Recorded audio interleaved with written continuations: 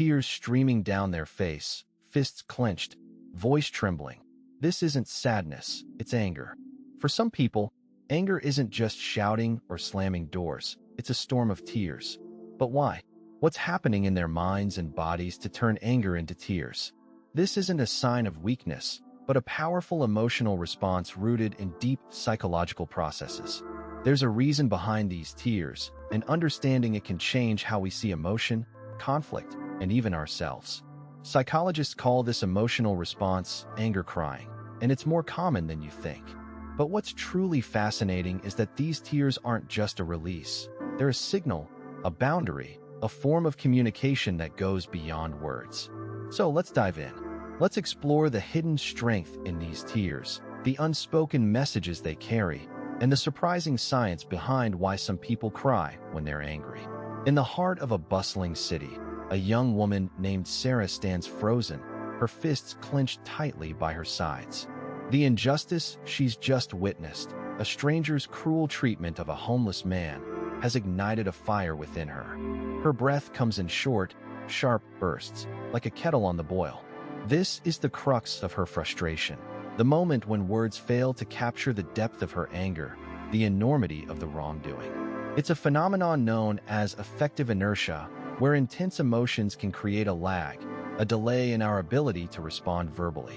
Sarah's mind is racing, but her tongue feels tied, as if the emotions are too powerful, too complex to be articulated.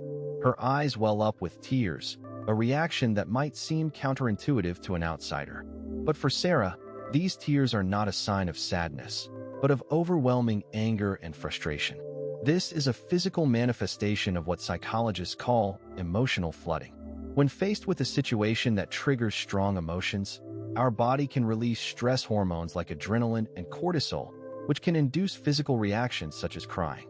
It's not a weakness, but a survival mechanism, a way for her body to cope with the intensity of her feelings. Sarah's tears are a form of catharsis, a release valve for her pent-up emotions. This aligns with Aristotle's theory of catharsis, which suggests that experiencing strong emotions, such as fear or pity, can be a way of purging them, leading to a sense of relief. Her tears are a silent protest, a visible testament to the gravity of the injustice she's witnessed.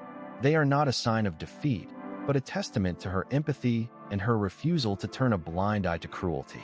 This emotional response is a strength, not a weakness. It shows that she is deeply affected by the world around her, that she cares enough to feel this intensely. It's a force that drives her to take action, to stand up for what she believes in. The ice-cold stoic is often seen as the embodiment of emotional detachment, a fortress of calm in the midst of chaos. They are the ones who, when faced with a heated argument or a distressing situation, remain seemingly unaffected, their facial expressions as unreadable as their intentions. This emotional reserve is not merely a show of strength. It is a defense mechanism, a way to protect themselves from the vulnerability that comes with emotional investment. Psychologically, this aligns with the concept of emotional detachment, which can be a coping strategy to avoid emotional pain. The Stoics' calm demeanor is a shield, a barrier that keeps others at arm's length. It's not that they don't care, it's that they care too much and have learned to protect themselves from the potential hurt that comes with it. Their detachment is a form of self-preservation, a way to maintain their emotional well-being in the face of adversity. But this detachment comes at a cost. The Stoic may struggle with forming deep, meaningful relationships, as their emotional reserve can be misinterpreted as coldness or indifference. They may also find it difficult to express their true feelings, leading to a sense of isolation and loneliness. This emotional detachment can be seen in the Stoics' body language, their relaxed posture, their steady gaze, their slow, measured speech. It's a visual representation of their internal state, a silent declaration of their emotional detachment. On the other end of the spectrum is the angry crier, a person who wears their heart on their sleeve. When they are angry, their emotions overflow, often in the form of tears. This is not a sign of weakness, but rather a manifestation of their deep emotional investment. The angry crier is someone who cares deeply about the relationship or the principle at stake. Their tears are not a sign of sadness, but a physical response to the intense emotions they are experiencing. Psychologically, This aligns with the concept of emotional expressiveness, which is the tendency to openly express one's emotions. The angry crier's tears are a form of emotional release, a way to cope with the overwhelming feelings they are experiencing. Their emotions are not a weakness, but a strength. They are a sign of the angry crier's deep empathy and their commitment to the relationship or the principle at stake. But this emotional expressiveness comes with its own set of challenges. The angry crier may struggle with being misunderstood or dismissed, as their tears may be misinterpreted as a sign of weakness or instability.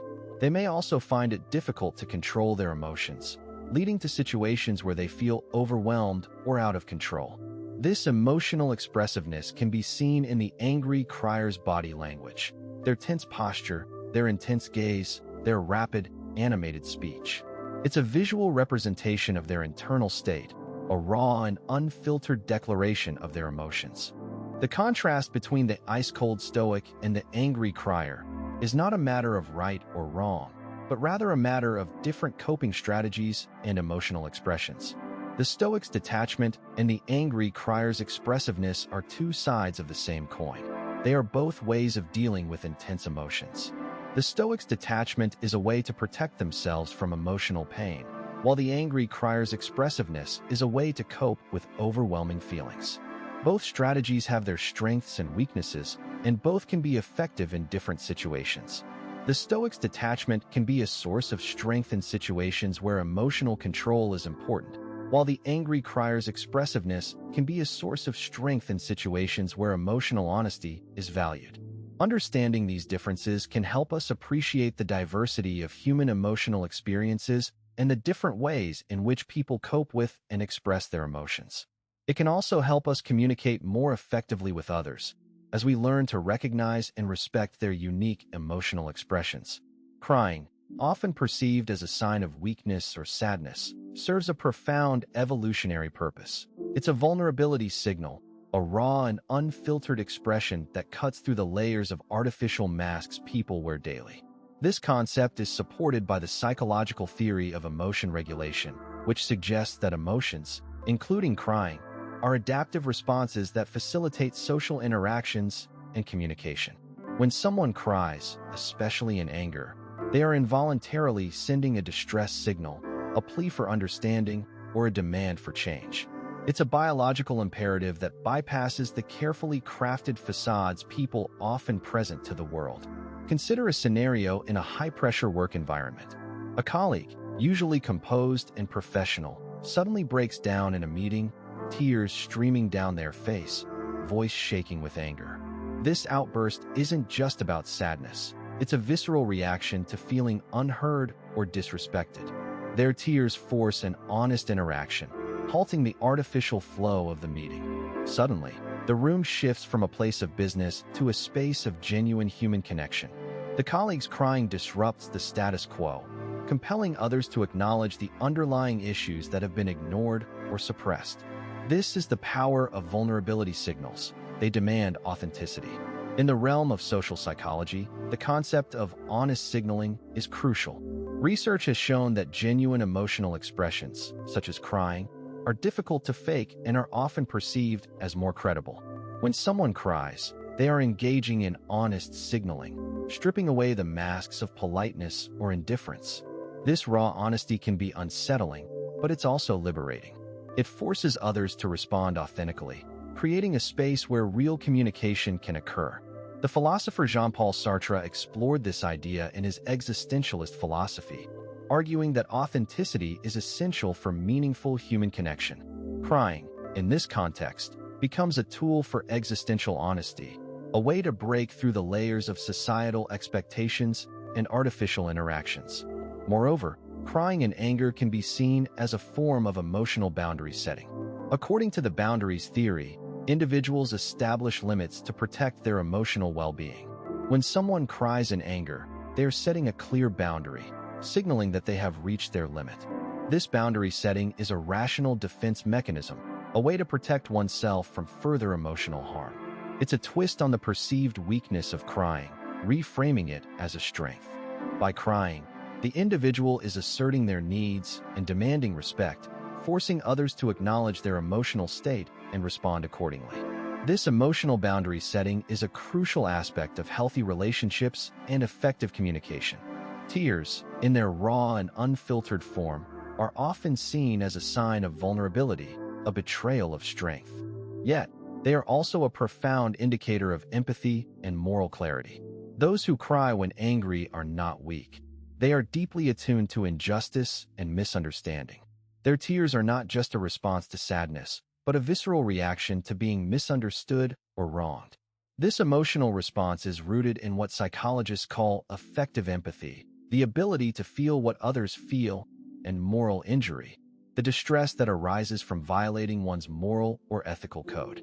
Consider a scenario where someone witnesses a friend being unfairly accused. The anger they feel isn't just about the injustice. It's about the emotional pain their friend is experiencing.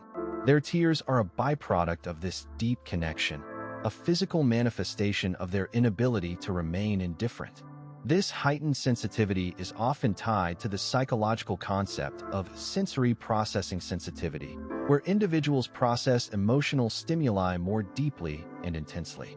It's not about being overly emotional.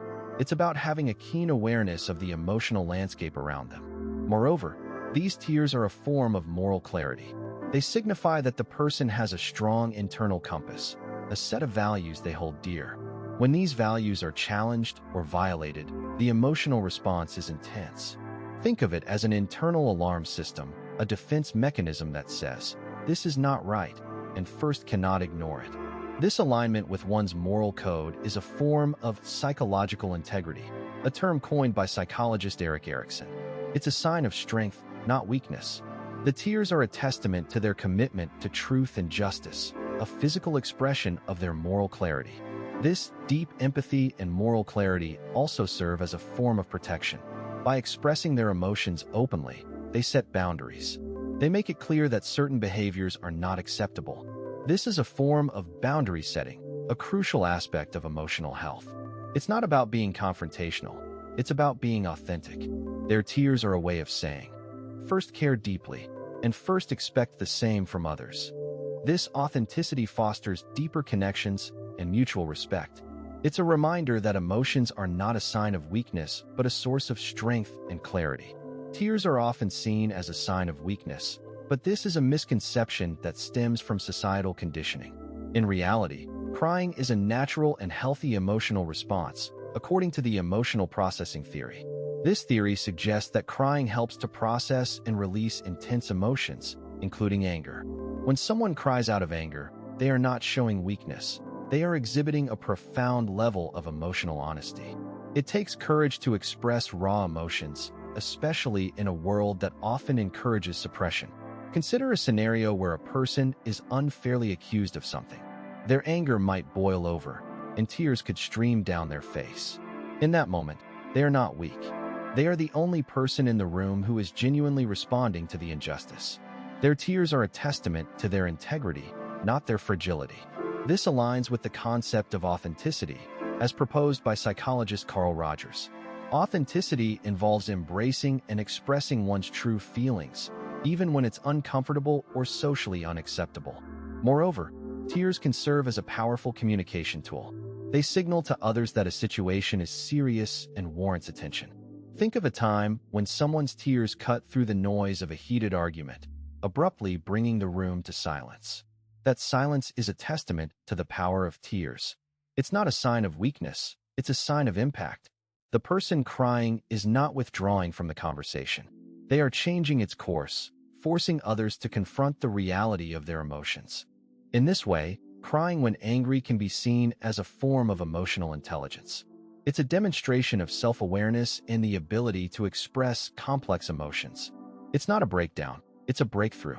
The tears are not a sign of defeat. They are a sign of depth, of passion, of a soul that refuses to be silenced. So, the next time anger brings tears, remember, they don't make you weak. They make you real. As we've seen, tears born of anger aren't just emotional spillover. They're a profound expression of our inner world, a testament to our emotional depth and authenticity. They signal a need for boundaries, a call for respect, and a courageous confrontation with our truth. This isn't weakness, it's raw, unfiltered strength. Think of it like the psychological concept of emotional granularity, the ability to differentiate between specific emotions. Those who cry when angry possess a high degree of emotional granularity, allowing them to navigate their feelings with nuance and precision. So, the next time you feel the sting of angry tears, remember, you're not falling apart. You're growing stronger, more authentic, more you. Embrace it. It's your soul's way of ensuring you stay true to yourself. Now, we'd love to hear from you. Have you experienced this emotional complexity? How do you navigate it? Share your stories below. Let's build a community of understanding and growth. And stay tuned for our next exploration. We'll be delving into the fascinating world of highly sensitive people and their unique strengths. It's a journey you won't want to miss. Until then, keep embracing your emotions. They're the roadmap to your truest self.